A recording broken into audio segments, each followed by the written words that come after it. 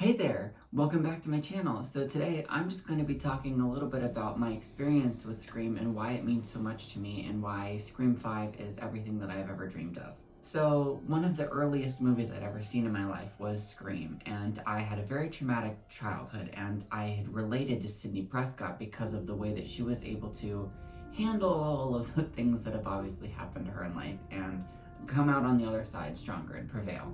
Growing up, I had the extreme, obsession with it and loved the first one, obsessed with it. Was completely heartbroken and gut-wrenched by everything Billy had did and all of the manipulating and the lying, and it was just, it really spoke to me, and it was actually terrifying, and it was so cinematic, and there's a story world building that goes along with it, and everything about it was just so perfect, and it really stuck with me. It was such an eerie vibe, and it's how I got into films, and it's what made me go into film school and become an actor, and I love that movie for that exact reason. I remember calling a movie store one day because they were going out of business, and I wanted to know if they had the Scream movie because I wanted to watch it, and I wanted to own it.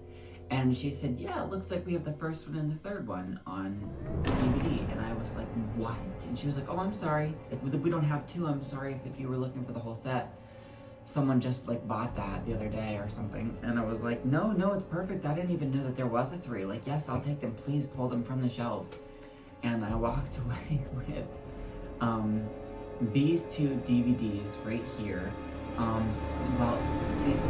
have these ones back in my grandparents' place in Ohio, but these specifically came out of that box set that I got later, but these are pretty much the exact copies of what I had whenever I was younger, and it said the collector's edition up the top and everything. Oh, I've got them backwards.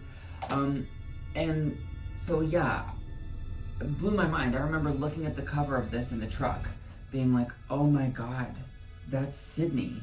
And usually with horror films, they don't continue the main character, and I had kind of knew that a little bit with Friday the 13th and Nightmare on Elm Street, just everything. There's always a new final girl and stuff. So when I saw that, I went, whoa, no way. And they never even referenced the second one. I mean, a little bit besides the Randy cameo, but I didn't get that. I just thought that was because he was in the first one. So for the longest time, I was under the impression that the second one was an anthology film, very similar to Halloween 3.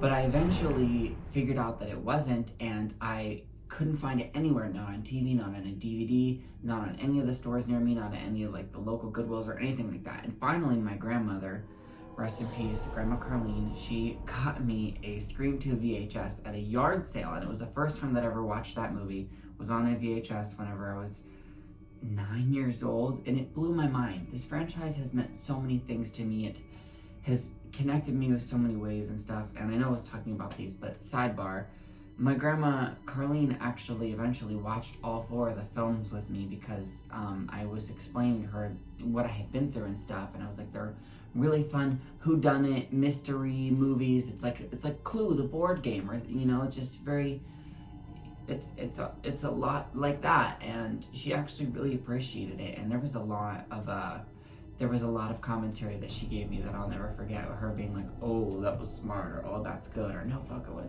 My grandma was not afraid to curse in front of me. She was that bitch. But anyway, yeah, so I remember watching these back to back, and I had these for several years before I had Scream 2, so that's probably why I didn't grow up with it, and even if I didn't, it is very different than these two, and on top of, it's just to me, 2 is the oddball out. I still really love it because it's a 90s film. It's so great, don't get me wrong. These are all 5-star films, if you ask me. Well, maybe Scream 3 is a 4-star film, but to me, it's a 5-star film. Everyone else thinks it's a 4-star film. I had these ones growing up, and I thought they made the perfect bridge. I thought that they connected very well together. So that's why Scream 3 is really strong for me, and I just happened to have seen the storyline back to back, and it just made sense. It's kind of, I was so young, I didn't question it. That's just how it was, I wasn't waiting for these. The first 2 were out before I was born, and the third one came out when I was 2 years old, so, it's not like I was waiting for this franchise and was just completely disappointed, you know, like, but by the time that I got into it, this just was the way it was, and I fucking loved it. So after watching the original trilogy my whole life, all I ever wanted was there to be a fourth one. I used to dream about it. I used to write it myself. I used to plan out what it could be. I had 100 ideas of what this movie should and could have been, because like I said, I got into this franchise whenever I was younger. So in 2006 or 7 is when I probably got into it. So from 2006, 7, and 8, and 9, I was just, it was the only thing I could think of, and everyone ever knew that no, and that was that dumb shit from the 90s, and they'll never make another one, and they were never supposed to. And there's even cast interviews of them being like, there'll never be a fourth one. We don't want them to be like a 5 or a 6. And it's just crazy to me now, because the fact that they said that means that they really had respect for us. They didn't want to run it into the ground. And I as much as I can't believe it's been the years that it's been, the reason that I think that it was able to succeed the way it has is because there was that 11-year gap between the third and the fourth one. And I think it's such a perfect update. And now I think that it's been 11 years since that movie. People really have an appreciation for it. It was way ahead of its time, and Ghostface was scary and violent, and Wes Craven did a perfect installment, and it really left the franchise strong. And he did the first 4, and that is very rare for a horror franchise, or even any franchise, to follow the same director all the way through. Not even the Jurassic Park or the Harry Potter or the Star Wars movies do that, you know? Like, that was such a thing. So these first 4 will always be that. So even if you hate, 3 or 4, no one ever admits to hating 2 or 1. Well, because there's no reason to hate 1. But like 2 people, whatever. Whatever you are with it, it's such a great franchise, and it's so perfectly consistent. And I've never seen something like that before in my life. And I really have faith in this 5th one, because I grew up watching them, and I feel like I'm in a perfect time zone, like being born in the 90s and growing up then and the early 2000s. Just the anticipation and waiting for this. When there was the rumors of a Scream 4, I was out of my mind. It was everything. It was exactly, my life is repeating itself. 10 years ago, I was going through everything that I'm going through right now. And that's why Scream 5 means so much to me, because Scream 4 meant so much to me. I wanted to go to the theaters and be surprised for the first time, There was the first 3 out, and I just, I watched them at home, and of course it was what, but it was just, I watched them when I was so young that by the time that I got old enough to understand that the more times that I watched it, the more I understood, the more references I've got. And that's even gotten as I've gotten older and broadened my perspective of horror movies, and the more things I've watched in film school and all of that. I really, really wanted there to be another thing at the time. And I grew up watching Unfabulous on Nickelodeon, which was Emma Roberts' TV show. She was also in Aquamarine, which is a silly Little Mermaid movie that I happened to have really loved when I was younger. And she was in Hotel for Dogs, which sounds stupid, but I know I really loved it. And she was in several other things, and I just had the biggest crush on her. I don't know why. You can't explain it. Love is... It just is a thing. And I was like a 9 to 10, 11-year-old in love with this goofy little beautiful girl on Nickelodeon who got to be in movies and then is now in Scream. And the way that they were going about this is that Sydney's 35. She is in her older years, trying to move on with her life. They were really marketing this as that they were going to have cameos in it, and that Jill was going to be the new leader, or the new final girl of the franchise. Just very, very similar to how Halloween 4 was a concept. But the whole surprise of that was just everything that I had ever wanted in my entire life. So that's such a special experience for me. And my grandpa Alan took me to see that in theaters, and that's an experience I will never forget. Because I was so young, they turned us away at one theater because we didn't have the paperwork saying that he was my legal guardian on us at the time.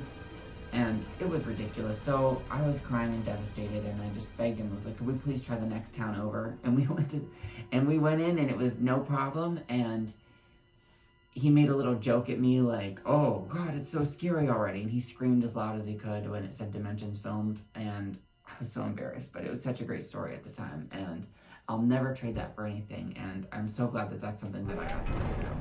And that's what I'm talking about with Scream 5. This is the golden hour, the golden age. We are officially a month away from it, and we have teasers with, you know, one official trailer and 2 featurette trailers, and TV spots everywhere. We have Instagram ads, we have posters, we have whodunit, little gifs. It's crazy. I've never seen anything like this before.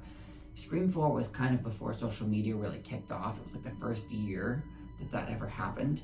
And now it's just so crazy. I never imagined the kind of marketing that I could see, you know? And there are billboards out here in Hollywood, and I kind of want to go drive around and see if I can find one, because there's only a certain amount of time that'll ever be up. And I can say, hey, I was in Hollywood when that was a thing. So it's just such a magical time for me, and I've been in an awe and just glamorized and so happy. There's nobody who could take anything away from me about this movie, and I'm just so excited for this next 30 days. It's gonna be everything. We're in the middle of the 12 days of Screammas, and we're on day 2 right now, and they're releasing one thing a day for the next 12 days. Well, 10 days now, and I literally am just such shock. I can't believe that this is my life. I can't believe that this is where I'm living.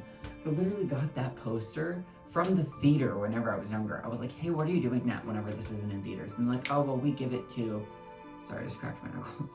We give it to like Drug Mart and like Family Video and places like that for whenever they rent the videos.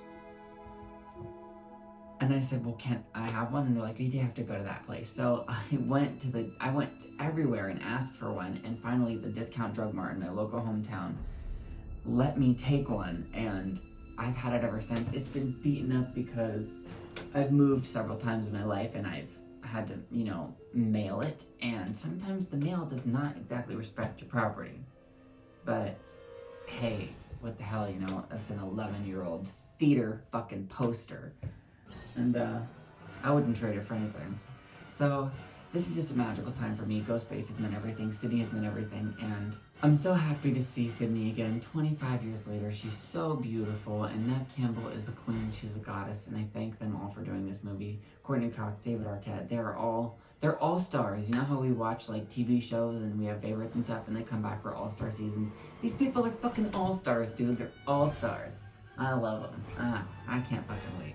It's gonna be the best. And so thank you so much for watching. Leave your comments down below. Share how excited are you for this new upcoming film, what does Scream mean to you, and all of the other good stuff. And make sure to check out some of my other videos. I've done a bunch of different genres. I've reviewed the Scream movies, but it was a little rough. It was like the first videos I ever did, so I'm redoing them right now. Be sure to check out my revisited reviews.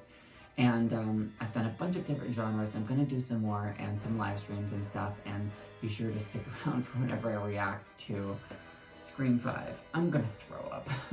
But thanks for watching. I'll see you next time. Bye.